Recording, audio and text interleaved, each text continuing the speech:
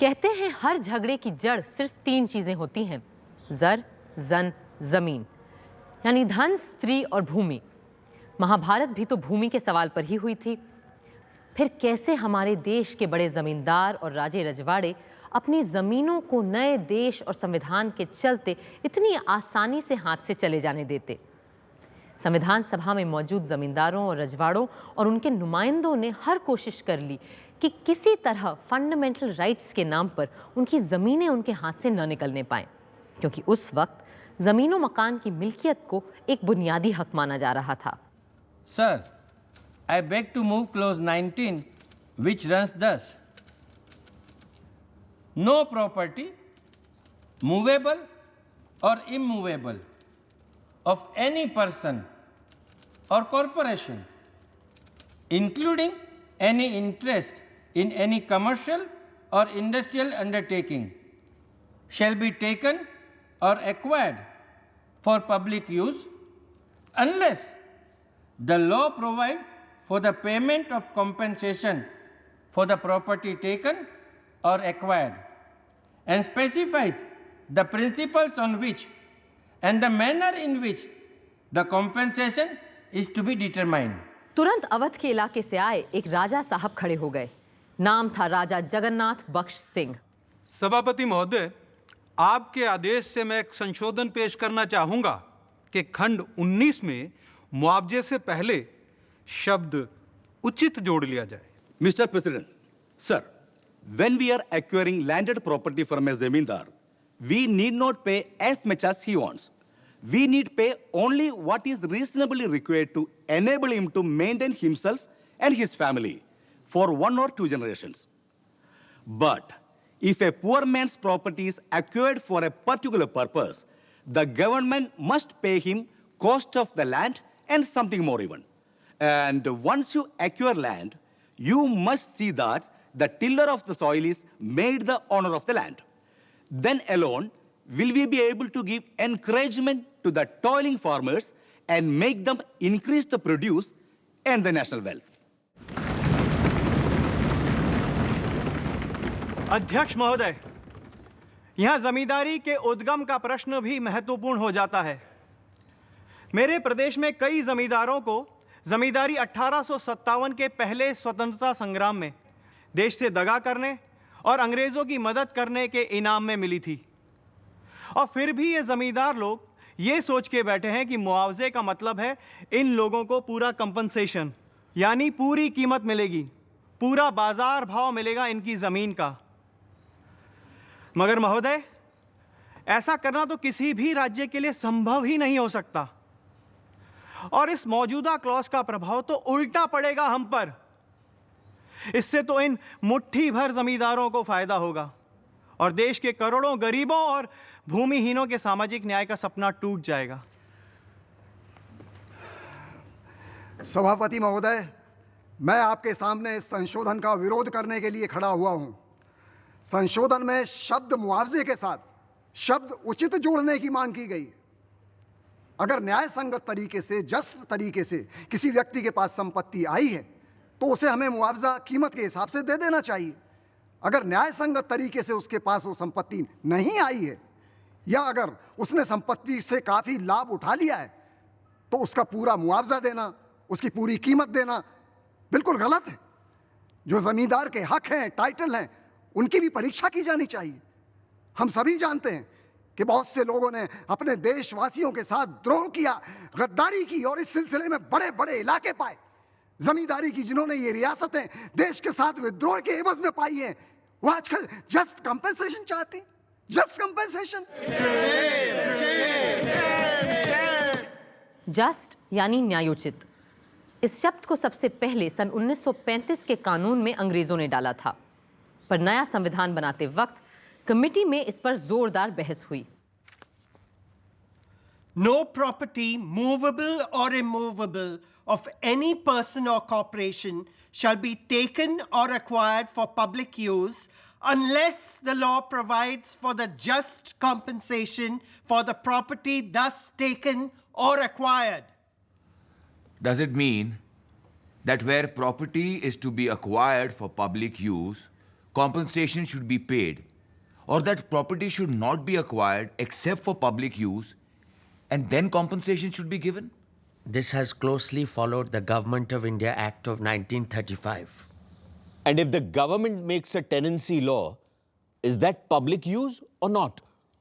मान लीजिए सरकार कनॉट प्लेस के सारे मकानों का उनके मालिकों से अधिग्रहण कर लेती है और फिर इन्हें उन्हीं किराएदारों को दे देती है जो वहां बरसों से रहते आए हैं। तो पहला कदम हुआ अधिग्रहण और दूसरा हुआ डिस्ट्रीब्यूशन। तो इस तरह का अधिग्रहण इस अनुच्छेद के अंतर्गत आएगा या नहीं? Most certainly. यदि ऐसा है तो मैं इसके खिलाफ हूं। मैं हर उस अधिग्रहण के पक्ष में हूं जहां पब्लिक यूज का मतलब हो सरकार के काम के लिए प्रॉपर्टी का एक्विजिशन। पर एक मालिक से लेकर दूसरे मालिक को दे देने के लिए किसी की प्रॉपर्टी या घर हथिया लेना, ये मैं इसके खिलाफ हूं। May I tell you, there is a slight change in the language here. The words just compensation have been used instead of the words compensation. The expression just has been borrowed from the Australian and American constitutions. By using the words just compensation, you have made it open to question in a court of law. In that case, we will drop the word just. It's just a matter of adjustment. Half a loaf is better than no loaf. अब बारी थी सदन में बहस की। जमींदारों ने ठान लिया था कि कबहू न छोड़ें खेत और बदलाववादी लगे हुए थे सैकड़ों सालों से जमी हुई इस व्यवस्था को तोड़ने में। Sir, I stand to support the clause. We are framing a constitution for a free India. We are asking the British to quit India, though they came here 200 years ago.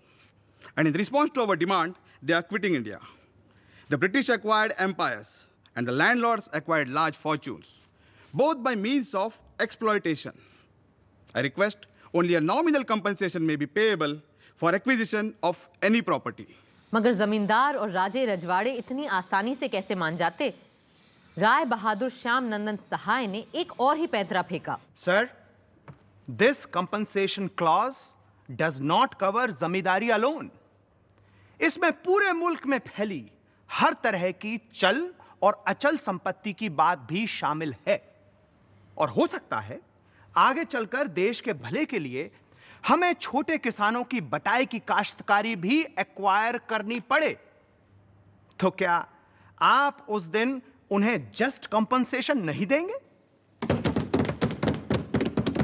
The right to private property and the protection of that private property is the acceptance of the principle of right over might. आप चाहें तो इस उसूल को उठाकर फेंक दीजिए, पर इस तरह हम धीरे धीरे स्वराज से जंगल राज की तरफ चले जाएंगे और हमारे समाज का बना बनाया ताना बाना बिखर कर तार तार हो जाएगा। मेरे काबिल दोस्त जमींदारी के बारे में पूरी जानकारी नहीं रखते, सिर्फ आधी अधूरी बातें जानते हैं। वो भूल रहे हैं कि मुल्क में कई जगहों पर कई लोगों ने जमींदारियां अपनी जिंदगी भर की कमाई से बड़ी कीमत देकर खरीद कर हासिल की हैं, किसी खैरात में नहीं पाई हैं।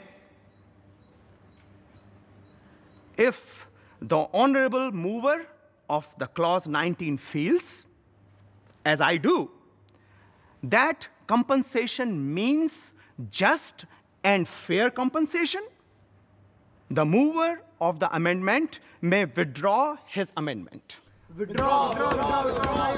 जनाब,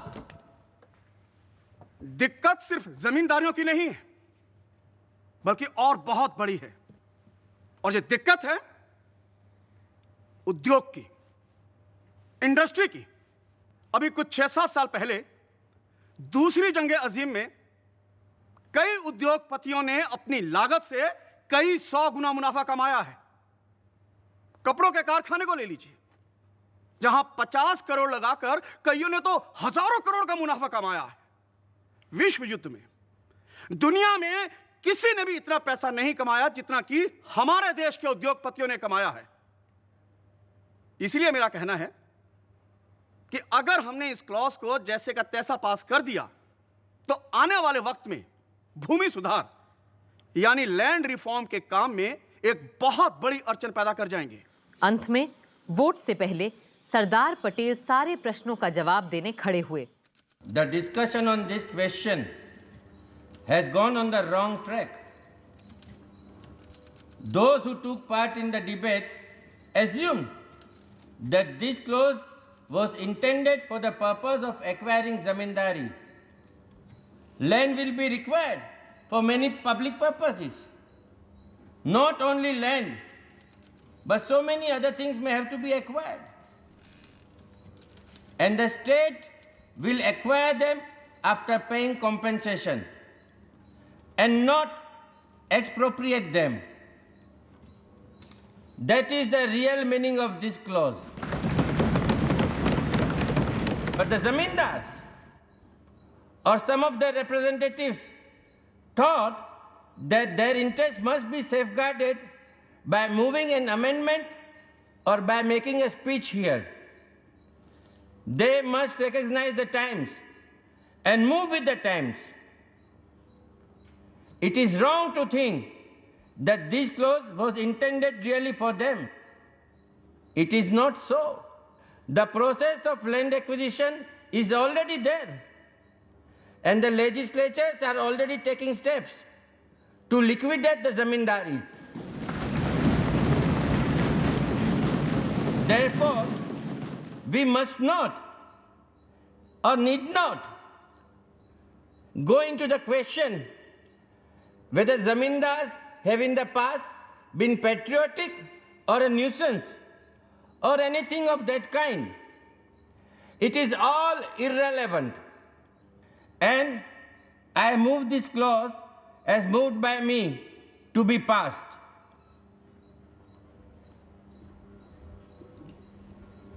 Those in favor of the motion say aye.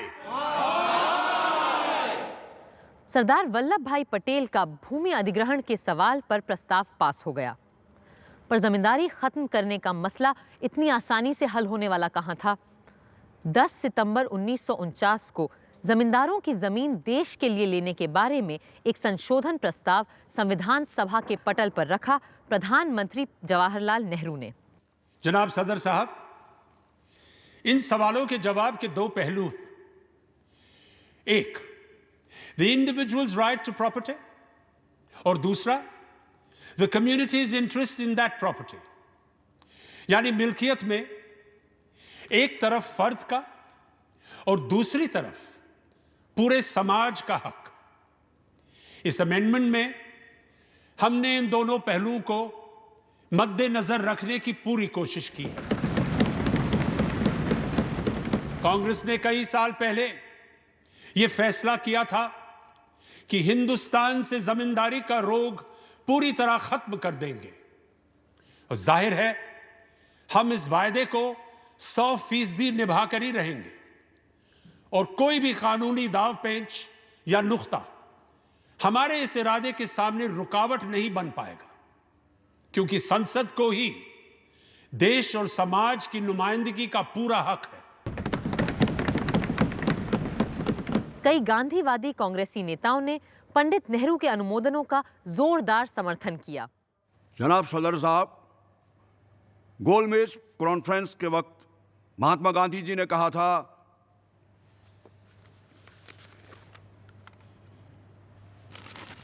मुझे डर है कि हमें बरसों लग जाएंगे ऐसे कानून बनाने में जिनके सहारे हम मुल्क के दीनहीन गरीबों को उस दलदल से निकाल सकें जिसमें उन्हें सरमाएदारों, जमींदारों, राजे रजवाड़ों और अमीरों ने धकेल दिया है, और फिर बाकायदा वैज्ञानिक रूप से अंग्रेजों ने भी उन पर मिट्टी डाल दी। अगर हमें इन सब दबे कुचले लोगों को ऊपर लाना है तो यह काम करने का राष्ट्र की सरकार को आहद उठाना होगा और कमर कस के यह काम करना होगा। और इस काम को करते वक्त अगर जरदारों, जमींदारों और सरमाएदारों को तकलीफ हुई तो मैं उनसे सहानुभूति भले रखूं, मैं उनकी कोई मदद नहीं कर सकूंगा। लेकिन जिस मुद्दे पर बहस हो रही है उसका इससे क्या लेना देना है?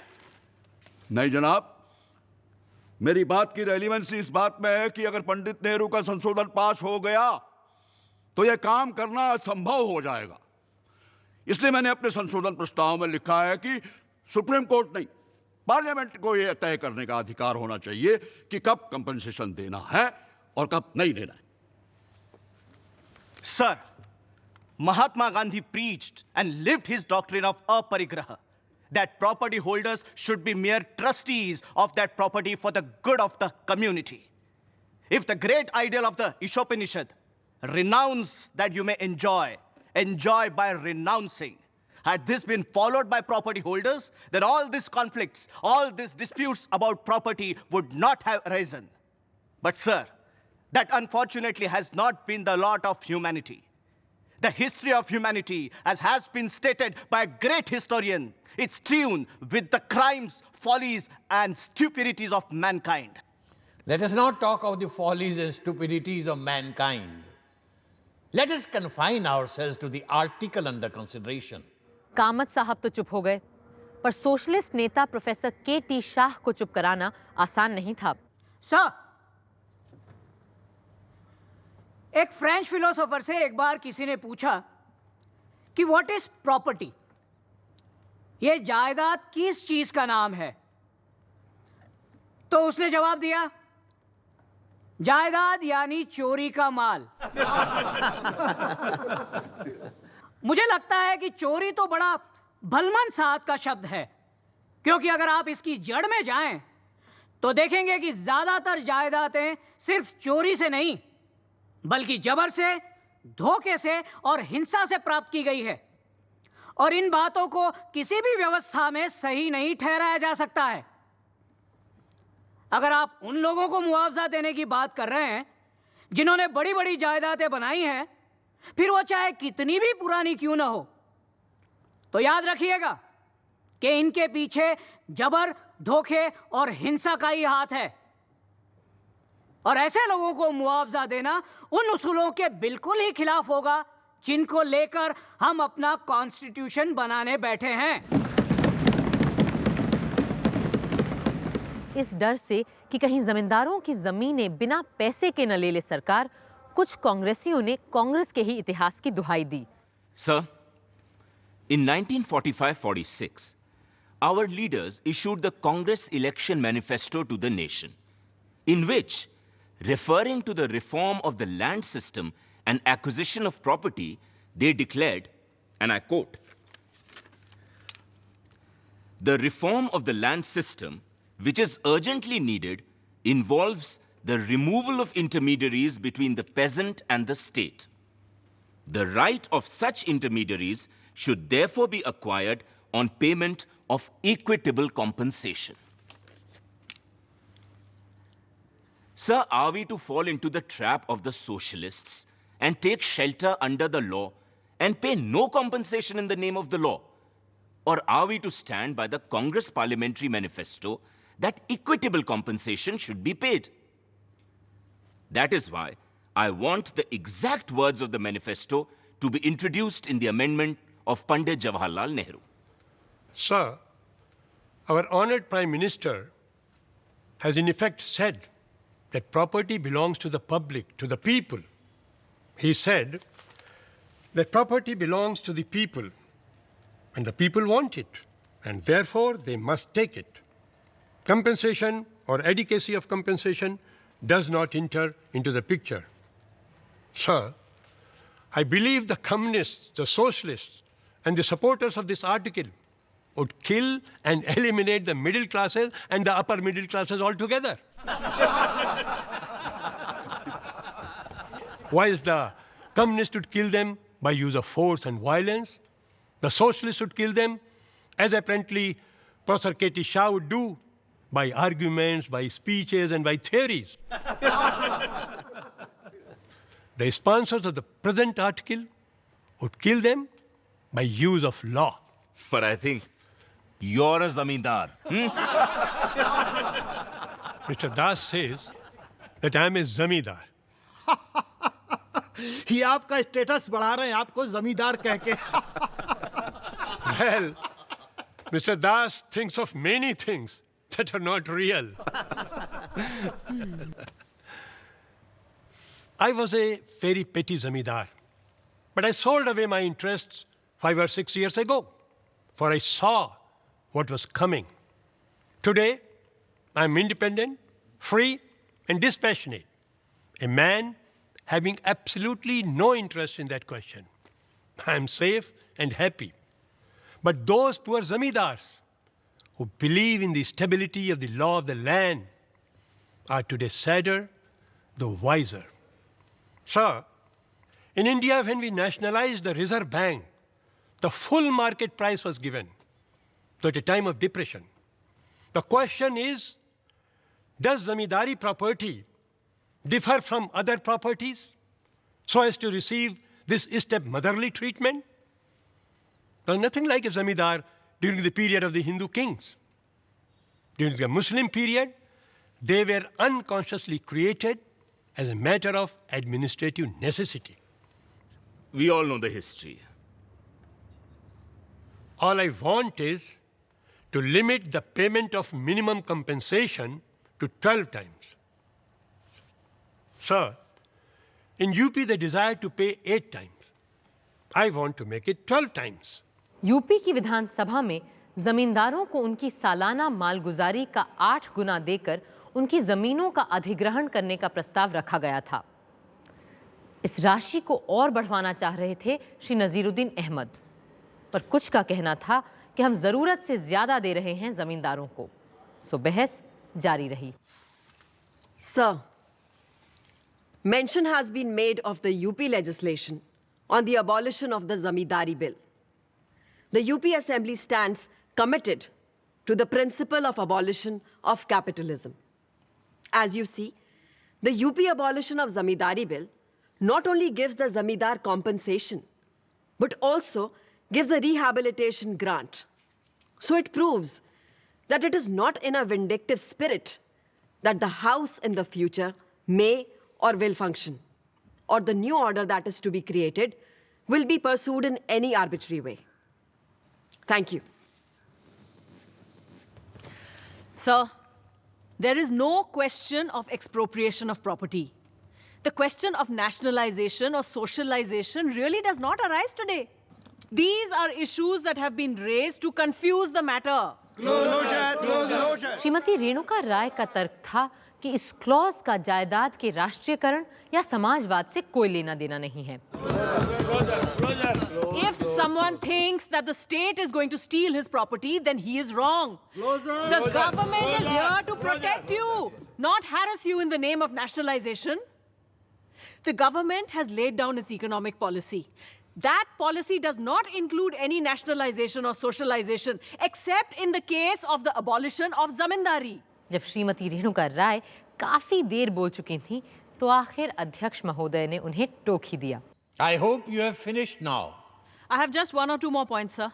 More points or more words? More points, sir.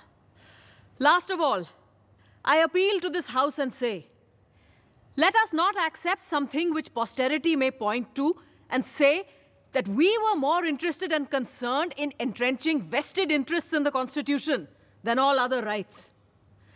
Let them not say that the right to property was the only fundamental right in which we showed most concern.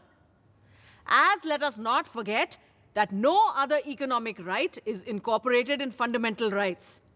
All others are directive principles, as pious hopes for the future. Thank you. Thank you.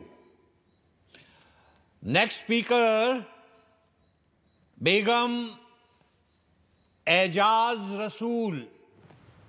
जनाब, मैं आपको इस बात पर तवज्जो दिलाना चाहती हूँ कि 7:15 बज चुके हैं और हम सब यहाँ पिछले 7 घंटों से बैठे हैं और अभी भी तमाम लोग इस अहम मुद्दे पर अपनी बात रखना चाहते हैं।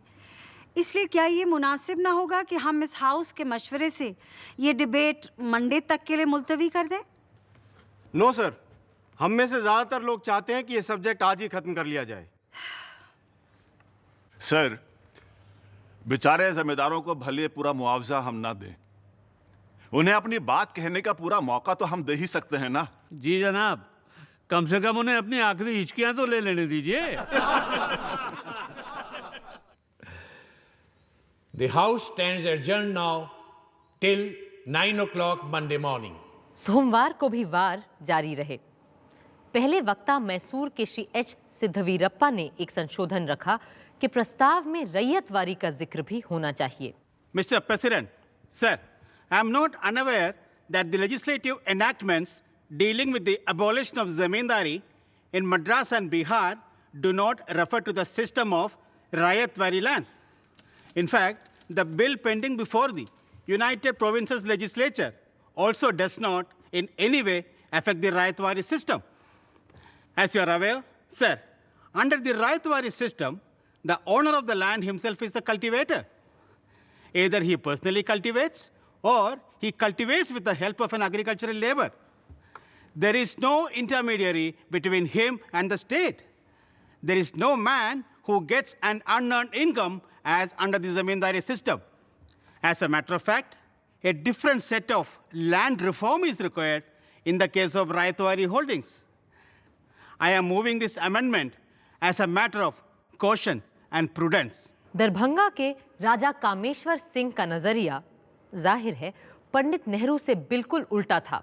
हमें बड़ा धक्का लगा अध्यक्ष महोदय, जब हमें यह पता चला कि यह अमेंडमेंट किसी और ने नहीं बल्कि खुद हमारे प्रधानमंत्री जवाहरलाल जी ने पेश किया और इसके पीछे श्री एन गोपाल स्वामी अयंगार, श्री अलादी कृष्ण स्वामी अय्यर, श्री के एम मुंशी और यूपी के प्रीमियर पंत जी जैसे संवैधानिक और कानूनी दावपेच के माहिर लोगों ने पेश किया।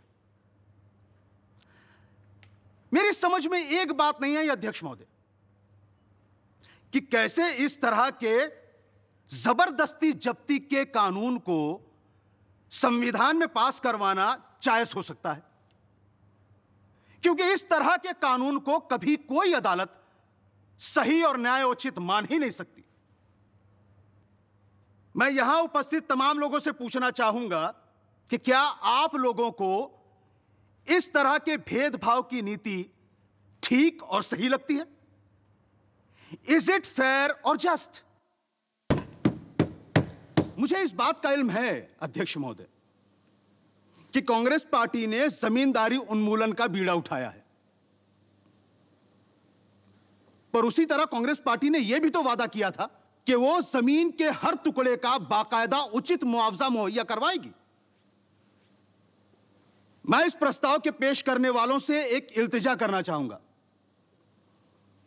कि वो इस सदन में कोई भी ऐसी हिमाकत ना करें जो उन उसूलों को ही तोड़ दे जिन पर कांग्रेस जैसी संस्था की बुनियाद खड़ी है। Mr. President, sir, in supporting Article 24 as moved by the Honorable Prime Minister, I crave the indulgence of the House to say a few words, as I have not always seen eye to eye with the Honorable Prime Minister. I might mention that I am a small proprietor who is vitally affected by the Madras legislation. But I felt that the clause, as moved by the Honorable Prime Minister, enabling the government to seek the certification of the President, will put an end to litigation.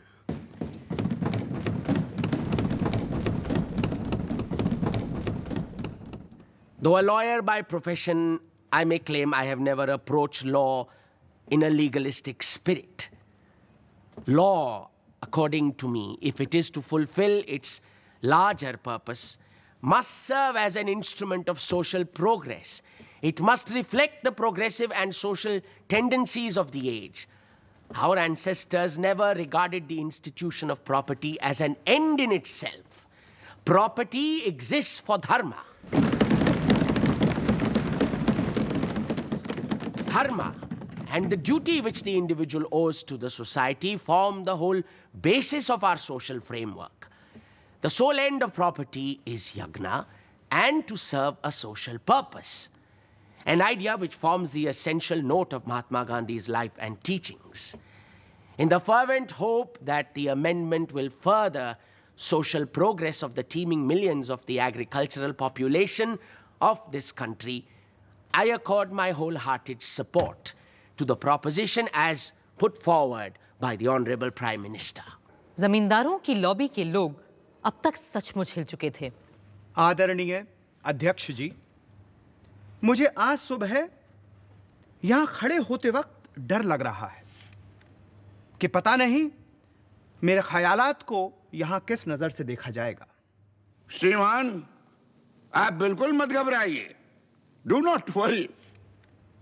पर मुझे पूरा विश्वास है, इस सदन की बुद्धिमत्ता और दूरदर्शिता पर पूरा भरोसा है कि यह हाउस मुझे अपनी बात कहने का बेरोक टोक पूरा मौका देगा, भले ही पंडित बालकृष्ण शर्मा नवीन जैसे लोग कितना ही रोकें और टोकें। मैं तो सिर्फ इनका हौसला बढ़ा रहा था। I was just encouraging the honourable member sir. शुक्रिया महोदय। मैं पूरी तरह से मानता हूं कि उत्पादों के बनाने के सिलसिले में समाजवाद का आना क्रमिक विकास का एक जरूरी हिस्सा है। यह तो होना ही है। मेरा झगड़ा केवल उन लोगों से है जो इस एवोल्यूशन को रेवोल्यूशन से लाना चाहते हैं। फर्ज करिए आज आपने चंद जमींदारों को खत्म कर दिया, फिर क्या होगा? फिर भी ज्यादातर जमीन और दौलत कुछ ही लोगों के हाथ में रहेंगी। उन लोगों तक तो नहीं पहुंच जाएंगी जो हजारों बेचारे भूमिहीन हैं। महोदय, हमें सिर्फ ऐसे कानून बनाने और पास करने चाहिए जो सोसाइटी के हर तबके को सही, इंसाफ पसंद और बराबरी के लगें। मगर अगर अभी भी आपने मेरी न सुनी और अपनी ही मनमानी की, तो मैं यह सोचकर ही इत्मीनान कर लूंगा जो एक बार लॉर्ड बायरन ने कहा था। उन्होंने कहा था, मुझे इसी बात का संतोष है कि मेरे कातिल कोई और नहीं, मेरे अपने लोग हैं, मेरे अपने देशवासी हैं। पंडित गोविंद बल्लभ पंत यूपी के प्रधानमंत्री थे और अपने प्रदेश में जमींदारी उन्मूलन का प्रस्ताव ला चुके थे, इसलिए सब उन्हें सुनने को बेताब थे। सर, राजा जगन्नाथ बख्श सिंह हमारी यूपी के जमींदारों के लीडर हैं और ये चाहते हैं कि जमींदारों को उनकी जमीन के बदले बाजार भाव से 15% ज्यादा दाम मिले। लालच बड़ी बुरी बला है और ये बला बड़ी मुश्किल से मरती है। और उससे बढ़कर ये हमें चीजों को सही नजरिए से देखने भी नहीं देती। बलमनसाहत की बात तो जाने ही दीजिए। मैं लोगों को हमारी सभा के ऑब्जेक्टिव्स रेजोल्यूशन की याद दिलाना चाहता हूं जो हमने यहां पहले ही दिन पास किया था। मैं उन्हें उसकी शुरुआत भी याद दिलाना चाहता हूं क्योंकि लोग कभी-कभी उन बुनियादी उसूलों को ही भूल जाते हैं जो कि आत्मा है हमारे संविधान की, जो आधार है हमारे संविधान बनाने का।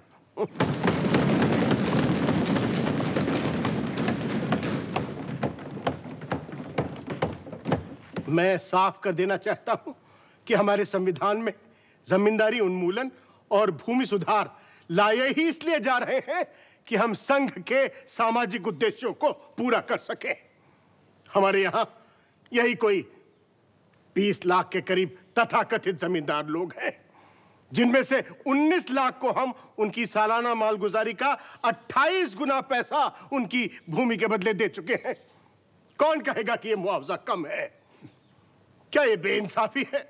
क्या यह काफी नहीं है कि चाहे कोई अपनी जमीन से कितना कम क्यों ना कमाता हो, हमने उसकी भूमि का कम से कम 8 गुना तो पैसा उसे दिया ही है।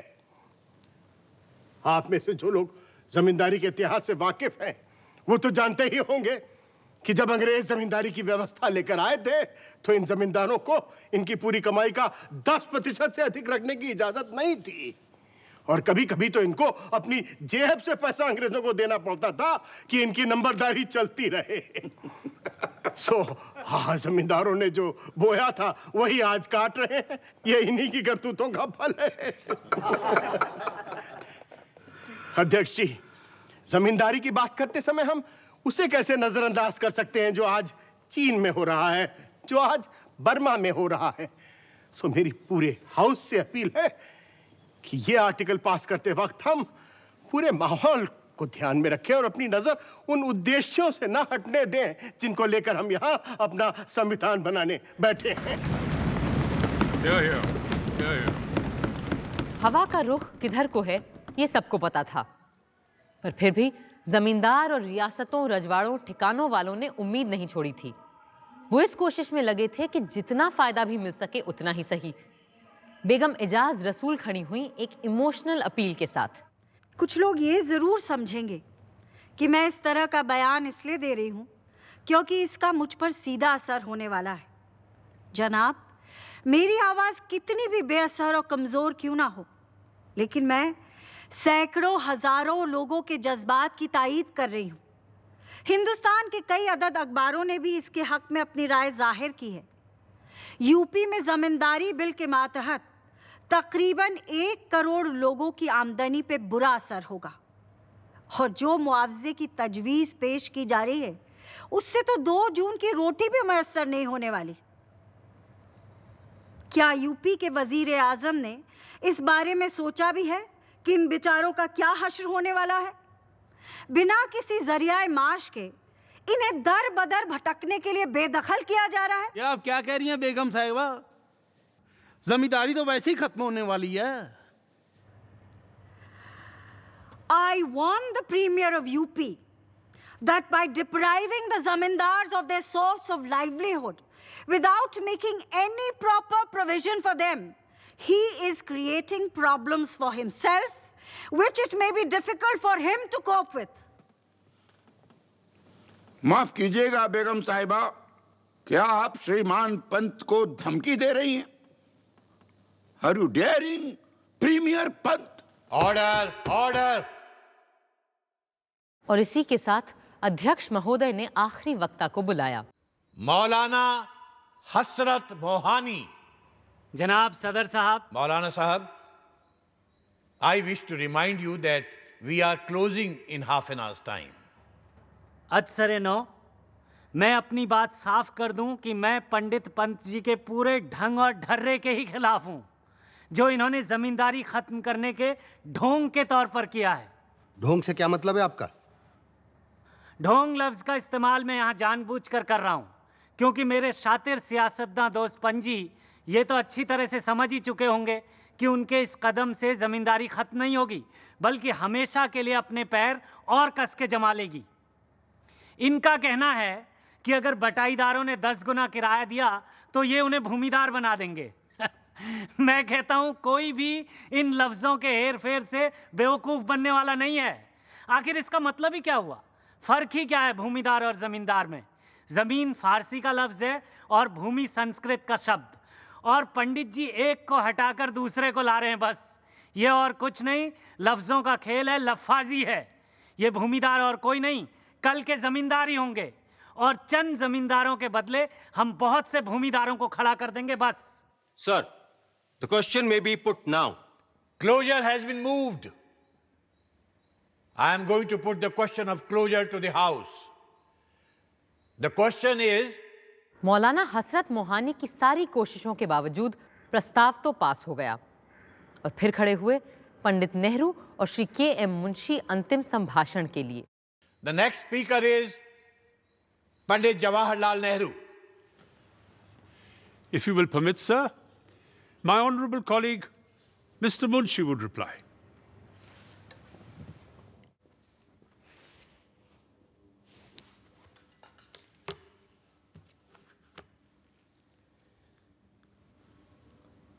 अध्यक्ष महोदय, सर, प्रधानमंत्री पंडित नेहरू के शानदार बयान, साथ में मेरे मित्र श्री अल्लादी कृष्ण स्वामी अय्यर और यूपी के प्रीमियर पंडित पंत जी के ओजस्वी भाषणों के बाद मेरे कहने को कुछ खास बचता नहीं है। किंतु सर, मैं ये नहीं चाहता कि इस सभा की यह बहस यूपी के प्रीमियर पंत जी और यूपी के जमींदारों के बीच की तू मैं बनकर रह जाए। जैसा कि एक समय लगने लगा था। आपको आज पूरे देश को एक संपूर्णता के साथ देखना होगा। ना तो मैं इस बैसा बैसी की तरफ ध्यान देना चाहता हूं, ना मुझे जमींदारी की उत्पत्ति के बारे में कुछ सुनना है। मैं केवल इस तरफ ध्यान देना चाहता हूं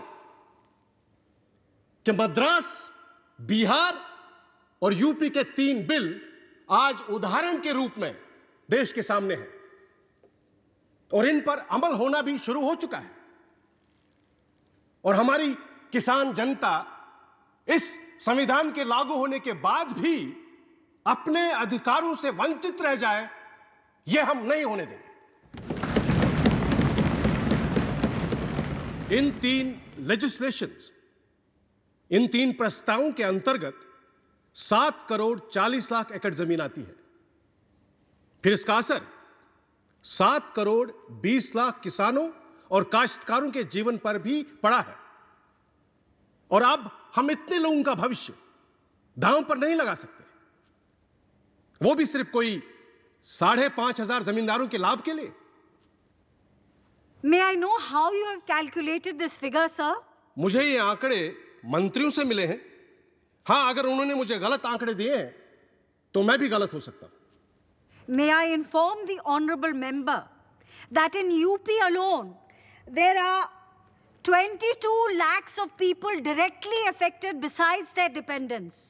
मेरे पास यूपी के आंकड़े भी मौजूद हैं।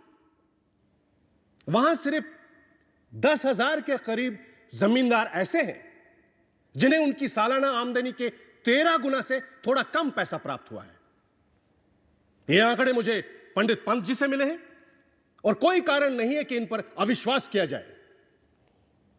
पर थोड़ी देर के लिए मान लीजिए कि ऐसे जमींदारों की संख्या 10,000 नहीं 30,000 है, तो भी क्या इसका मुकाबला आप 7 करोड़ 20 लाख किसानों की जिंदगी से कर सकते हैं? क्या आप चाहेंगे कि इस देश में गदर बच जाए, किसान क्रांति को उड़ जाए, वो भी सिर्फ इसलिए कि कुछ हजार लोग अपनी आयात करते रह सकें, जैसा कि वो सदियों से करते आ रहे हैं? What about the individual loss? Sir, मैं इस मुद्दे को किसी व्यक्तिवादी दृष्टिकोण से नहीं देख रहा हूं। मेरे ऐसे बहुतेरे मित्र हैं जो कल तक 5,000 रुपया महीना की आमदनी कमा रहे थे और आज उन्हें सिर्फ 500 से काम चलाना पड़ रहा है। किंतु फिर भी हम इस जमींदारी उन्मूलन के संवैधानिक प्रस्ताव को किसी व्यक्तिवादी या व्यक्तिगत नजरिए से नहीं देख सकते। आज जो हमने यहां किया है वो एक राष्ट्रीय और सामाजिक क्रांति है और अब हम पीछे की ओर नहीं पलट सकते। But how is the state? मैं चाहता हूं कि आप मेरे बोलते समय टोका टाकी ना करें और मैं आपको यह भी साफ बता देना चाहता हूं कि हम जो प्रस्तावित कर रहे हैं वो सारे पक्षों के लिए एक बेहतरीन और सबसे न्याय संगत समझौते का रास्ता है, जिस पर तमाम बहस और विचार के बाद हम पहुंच चुके हैं। और ये सदन जितनी जल्दी इसे स्वीकार कर लेगा उतना ही शुभ और सुंदर होगा। जमीन का मसला इतना लोगों के दिलों से जुड़ा हुआ था कि संविधान सभा के संसद में तब्दील होने के कुछ महीनों बाद ही नए गणराज्य की संसद को जमीन के सवाल पर ही पहला अमेंडमेंट लाना पड़ा। 16 मई 1951 को पंडित जवाहरलाल नेहरू ने यह प्रस्ताव सामने रखा। Now I shall proceed with the other article, the important one, namely Article 31. This article deals with the abolition of the zamindari system, with land laws and agrarian reform. I am not a zamindar, nor am I a tenant. I am an outsider. But the whole length of my public life has been intimately connected with agrarian agitation. And if there is one thing to which we as a party have been committed in the past generation, it is agrarian reforms and the abolition of the zamindari system. With compensation, sir? With adequate and proper compensation. Not too much. Adequate is quite enough, sir. Thank you. We do not allow anyone to suffer, but inevitably in big social changes, unfortunately, some people have to suffer. Somehow we have found that this magnificent constitution that we have framed was kidnapped and purloined by the lawyers. It is a paradise for them. I do not grudge anyone entering paradise. What I do object to is the shutting of the door and preventing others from coming in. The other day, I was reading an article about India by an eminent American. The author finished off by saying that India has very difficult problems to face. But the most acute can be put in 5 words: land, water, babies, cows, and capital. No lawyers there.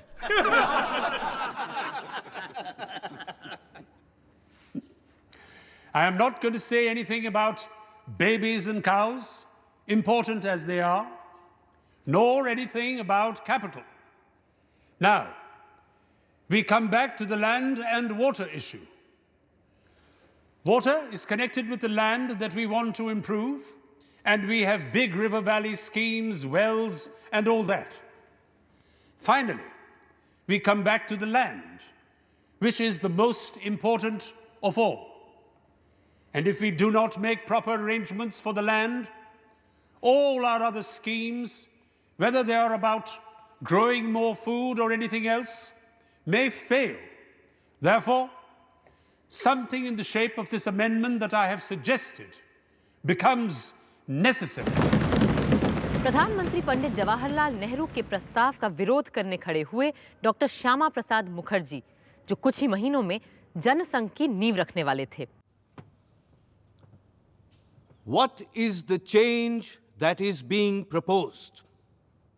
The Prime Minister talked very feelingly about his great desire to introduce land reforms. As he rightly pointed out, the declaration was that zamindari would be abolished, for which fair compensation would be paid. In any case, the Congress stood for the abolition of zamindari on payment of fair compensation. Equitable compensation, sir. Equitable compensation. What has happened since then? That there has been delay is not the fault of the Constitution. There is only one party ruling India today. All the governments are under control of a centrally organized party. Why has not the center sat down and given some sort of formula saying